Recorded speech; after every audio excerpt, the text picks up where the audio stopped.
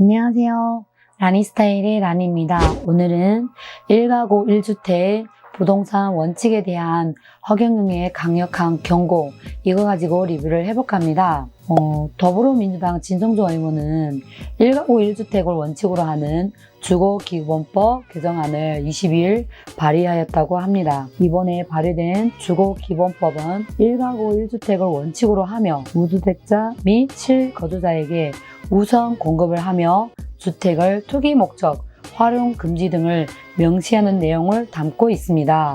이렇게 들어보면 진짜 서민들 생각하는 것처럼 그럴싸하게 들립니다. 부동산 투기업체 정책이라고 하지만 사실은 국민 기본권을 제한하고 있는 거나 마찬가지입니다. 지금 공산국가에서 하는 이런 걸 자유되는 건 이 대한민국에서 하겠다라는 거죠. 1가구 1주택법의 진짜 속뜻은 공산주의처럼 주택을 공급하겠다라는 겁니다.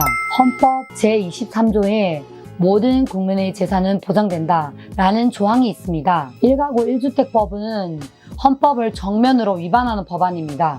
순진한 사람들은 1가구 1주택이 어떻게 공산주의입니까? 이렇게 말하는 분들이 있겠죠. 모르는 소리죠. 사기치는 놈이 누가 사기를 친다고 말하고 사기를 칩니까? 대놓고 부동산을 사회주의화하겠다, 국유화하겠다, 또는 공산화를 하겠다. 그러면 어떤 국민이 찬성을 합니까? 그 말을 부드럽게 하고 그럴듯하게 포장을 해가지고 국민들을 일단 안심시키고 그렇게 속여야 하는 거죠. 현 정권에 있는 사람들이 말 바꾸는 게 어디 하루 이틀입니까? 항상 이런 말들에 우리는 속아왔잖아요. 답답해 죽겠어요. 이건 자유시장 경제를 완전히 무너뜨리고 대놓고 공산화로 가자는 겁니다. 이 법은 사유재산을 침해한다는 문제도 있지만 더 큰 문제는 이 법을 근거로 국민을 앞으로 통제하는 수단으로 이용한다는 겁니다.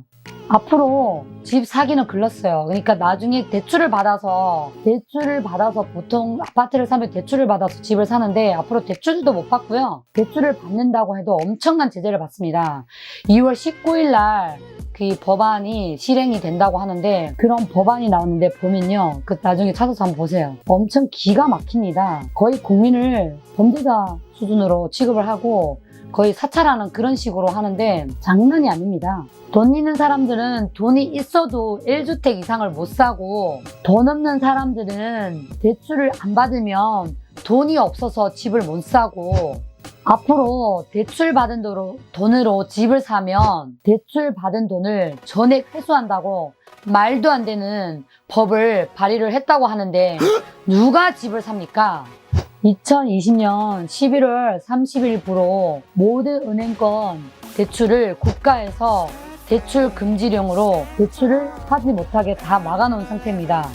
2021년 2월 19일부터는 전월세 금지법을 시행하게 되는데 이 법을 어기면 1년 이하의 징역이나 1천만 원 이하의 벌금형에 처한다고 합니다. 그 법을 어길 시 국가에서 강제로 그 집을 매수해서 강제로 뺏는다고 합니다. 세상에 이게 말이 됩니까? 저렇게 말도 안 되는 법들이 지금 이 대한민국에서 일어나고 있는데 90% 이상의 사람들이 잘 모르고 있다고 합니다. 정말 모르고 있다는 사실에 정말 안타깝습니다. 결국 한 집에 살든 자녀가 만약에 독립을 해서 장가를 간다면 집도 못 산다라는 거죠. 1가구 1주택법은 집을 팔고 싶어도 팔 수가 없고 이사도 못 가고 사지도 못하고 대대손손 죽을 때까지 거의 그 집에 살아야 합니다. 또한 건설회사들이 건설할 건물이 없으니까 건설들을 안 하니까 그 관련된 업체들은 다 연쇄부도가 나서 국가 경제가 폭망하게 됩니다. 1990년대 공산주의 체제 루마니아가 1가구 1주택 그거를 실시했다가 경제가 폭망한 결과가 있습니다. 그리고 루마니아는 주택이 노후가 엄청나게 심각한 수준입니다. 지금 왜 저 멀리 공산주의 나라 정책을 폭망한 정책을 따라하는지 왜 이렇게 말도 안 되는 법들로 국민들의 숨통을 조여오는지 모르겠어요. 1가구 1주택 이 법은 사유재산 말살 정책입니다. 저는 법에 대해서는 잘 모르지만 정말 이런 말도 안 되는 법 가지고 우리 국민들에게만 이런 법을 적용하는지 궁금합니다. 현실과 너무 동떨어지는 법을 이 자본주의 국가에서 정말 있을 수 없는 법입니다. 국민들이 죽든지 살든지 별로 관심이 없는 것 같습니다. 지금 현재 더불어민주당 1가구 1주택 정책은 잘못된 거라고 총리님께서 말씀하셨습니다. 왜냐, 여기는 자본주의 국가니까요. 그 지금 현재 더불어민주당 1가구 1주택 그 정책은 잘못된 거예요. 여기는 자본주의잖아. 네. 건물을 많이 지어서 장사하는 사람들이 건물을 파는 자유로운 행위가 있어야 네. 주택이 공급이 돼. 무슨 이제 그것이 관주도로 주택 문제를 해결하려고 하면 네. 저 공산주의 국가들처럼 주택이 엉망이 돼버려. 지금 러시아의 주택들 봐. 네. 그 주택이 아니야. 주택은 경쟁적인 관계에 둘 때 고급화가 되고 다양성이 있어요. 네. 그런데 이 주택을 공산주의처럼 주택을 공급하겠다? 잘못된 거예요. 그러니까 이게 네. 주택 시장이 계속 살아 있어야 되는데 네. 이 주택 시장이 공급 위주로만 돼버리면 네. 이거는 자본주의 건설 회사가 다 도산해버리고 나중에는 건물을 짓는 것마저도 건설 회사가 도산하면 어떻게 돼? 대규모 실업 사태, 네. 일용직들 그 어마어마한 문제가 생겨. 그래서 자꾸 고급화하는 과정을 두고 자유매매에 둬야 돼. 경쟁이 있어야 경쟁에. 되는 거예요. 그리고 언제나 주택은 부족해야 돼. 부족하면서 주택이 업자들은 자꾸 노후된 주택을 헐어내 네. 또 지어요. 그러니까 이게 순환이 되는 거야. 루마니아 주택은 그렇지 않아요. 네. 쫙 지어놓고 건설회사가 할 일 없다. 네. 그럼 인구시설을 다 지어놔버리고 나중에 이 주택을 개량하려니까 건설회사가 없어요. 다 도산해버려. 네. 어떻게 1가구 1주택이라는 말을 공산주의 같은 말을 하냐 이 말이야. 그 자체가 잘못된 우리나라 경제를 몰락시키려고 하는 거예요. 주택 시장 경제에 들어가는 부자재, 네. 주택에 투입되는 돈도 많아요. 네. 그게 공산주의식 주택 공급이 되면은 안 되는 거야. 부동산이 시장이 아예 죽을 수 있는 죽어버리지. 거예요? 여기서 잠깐. 현재 전세 대란과 주택 부족 문제로 인해 고통받고 있는 여러분들은 부동산 시장을 자유시장에 맡기겠다는 허경 총재의 말에 실망할 수도 있겠습니다. 집 구하기가 이렇게 힘든데 정부의 지원이 있어야 되는 건 아니냐고 말이죠. 하지만 허경 총재는 매월 150만 원 국민배당금을 지급하며 결혼시 1억 원의 결혼수당과 2억 원의 주택무이자 담보대출을 지원합니다. 집이 없는 분은 국민배당금으로 월세라도 구할 수가 있을 것이며 신혼집이 필요한 신혼부부들은 국가에서 나오는 3억 원의 지원금을 받게 되니 부동산 구하기가 한결 쉬워질 것입니다. 강압적인 규제와 통제로 혼란을 빚어내는 현 정부의 부동산 대책과는 대조적이게도 말이죠. 나는 대통령 되고 나서 어떤 젊은이가 자살을 했다. 경제적 이유로. 그럼 나는 청와대에 안 앉아있어. 그 집에 가. 가서 그 부모도 만나고 가족들 만나고 소상히 들어봐. 문제 해결해. 그리고 그 지역에 복지부 장관 모가지야. 장관 모가지야. 한 명 죽어. 그러니까 그거 철저히 파괴해야 되고 앞으로 그런 걸 공무원들의 자세가 철저히 해야지. 그냥 월급 날만 기다리고 앉아있고 국민은 다 죽어가고. 복지 예산이나 여기저기 남발하고 이런 행정은 이제 존재하죠. 1가구 1주택법은 공산주의에서 시행하는 법인데 자본주의 국가에서 시행한다는 자체는 말도 안 되는 거예요. 총재님이 그러시는데 한 사람의 명의로 내가 주택을 뭐 10가구를 갖고 있든 상관이 없다라는 거예요. 왜냐면 여기는 자본주의 국가니까요. 어떻게 1가구 1주택이라는 공산주의 같은 말을 우리나라 경제를 몰락시키라고 하는 거라고 말씀하셨어요. 저는 이 말씀에 전적으로 동감합니다. 우리나라는 공산주의식 주택 공급이 되면 부동산 시장이 아예 다 죽어버린다라는 거예요. 부동산은 이 정부가 관여하지 말고 자유시장에 맡기고 그래야지 더 잘 돌아갑니다.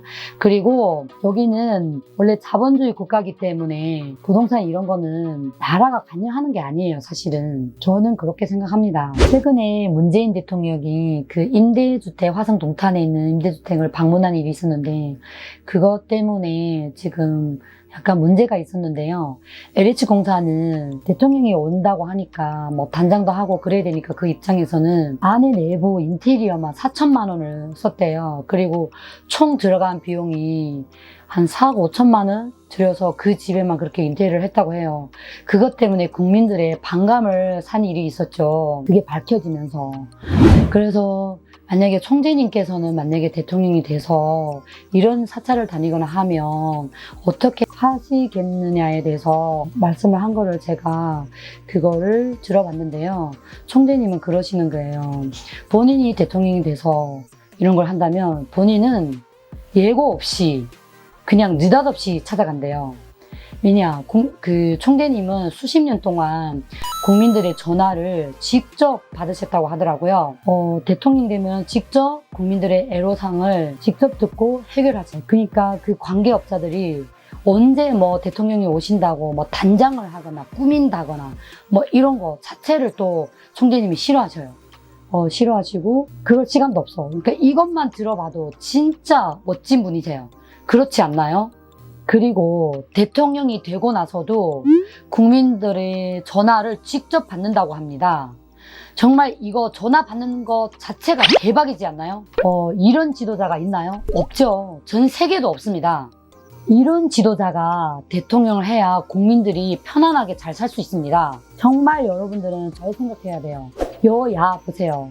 만약에 여당을 찍으면 야당을 공격을 할 것이고 야당을 찍으면 야당이 또 여당을 공격할 것이고 서로 보복하다면 복수혈전에 국민들이 고래 싸움에 새우등 트진다고 국민들만 중간에서 정말 곤란해지고 힘들어집니다. 근데 이분은 허경영 총재님은 산하에 국회의원이 없습니다. 아무도 없기 때문에 공정하게 서울시장도 할 수 있고 공정하게 대통령도 할 수 있습니다.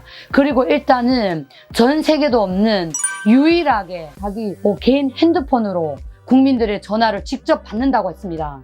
얼마나 멋진 분이세요. 이런 분을 뽑아야 됩니다. 진짜 지금 현재 정말 엉망진창인 나라, 정말 엉망이 진창이 되고 국민들이 다 죽게 생겼고 너무 힘든 이 난국을 해결할 분이 있나요?